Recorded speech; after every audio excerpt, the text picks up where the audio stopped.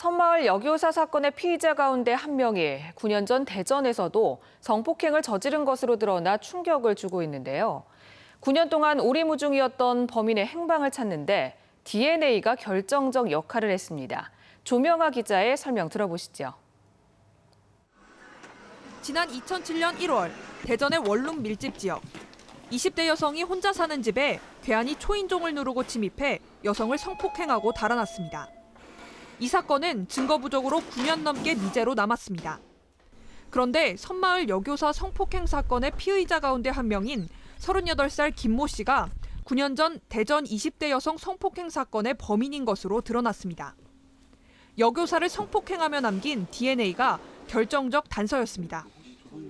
경찰이 여죄를 수사하기 위해 김 씨의 입안에서 면봉으로 세포를 채취해 DNA를 확보한 뒤 국립과학수사연구소에서 보관하고 있는 미제 사건 용의자 등 23만 명의 DNA와 비교했더니 대전 성폭행 사건 당시 범인의 DNA와 일치했던 겁니다. 99.99%의 정확도를 가진 DNA 대조 작업은 첨단 장비를 통해 자동으로 이루어지기 때문에 김 씨의 추가 범죄를 밝혀내는 데는 채 하루도 걸리지 않았습니다. 범죄 현장에서 그때 했던 증거 자료를 우리가 기존에 보관을 하고 있었고요. 그리고 이번에 성범죄 피의자의 유전자 정보를 확인해 보니 그때 범죄 현장에 있던 유전자 정보와 일치하는 걸로 확인이 된 거죠. 지난 2010년 성폭력이나 강도 등을 저지른 범인의 유전자 정보를 보관할 수 있게 한 이른바 DNA법이 제정된 뒤 검경은 지금까지 DNA 수사로 4,400여 건의 미제 사건을 해결할 수 있었습니다.